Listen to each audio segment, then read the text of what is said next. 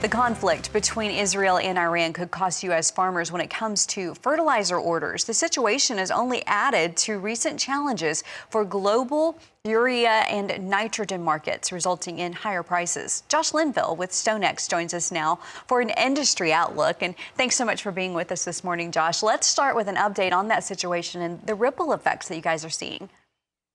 Yeah, obviously, this has been the talk of the world here coming in this morning. The Middle East is incredibly important for nitrogen production. And when you look at the Persian Gulf, the countries that surround that area, the Middle East and Northern Africa, that accounts for about 50, a little bit over 50% of urea exports. So we start seeing this situation. We saw the U.S. planes, of course, attacking Iranian nuclear sites. And now we've got the Iranian government talking about trying to close the Strait of Hormuz. I know their goal is to shut down oil. That's what they think the West is dependent on. But one of the byproducts of this move is going to be that they go ahead and they shut down urea shipments to the waterway.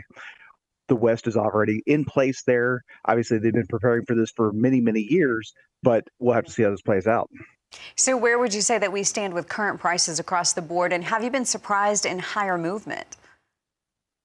Truthfully, I have been surprised the prices haven't been higher. One of the things that's been keeping a lid on these fertilizer prices from going higher than where they are today is lower grain prices. Obviously, farmers everywhere are talking about the fact that grain prices are not great. They're not attractive.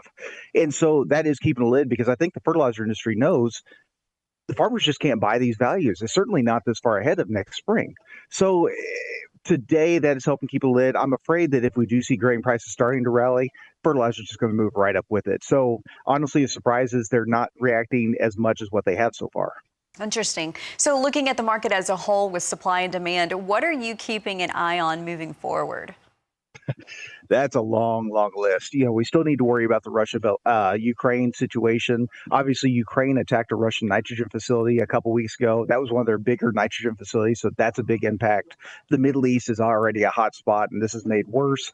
China is typically our second or third biggest urea exporter in the world, with about 5 to 5.5 million tons of exports. The government has sat there and said we're only going to allow 2 million tons this year, and now with these attacks that are going on between different nations, they could easily just shut down the doors and say, hey, we're done exporting. We're not going to do any more. And that could lose even a couple million more than what we're already in the process of losing today. All right.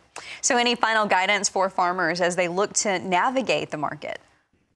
This is troubling times. It's tough times. At the end of the day, it's very easy to watch these things get emotional, get scared, shocked, angry, whatever the emotional response is.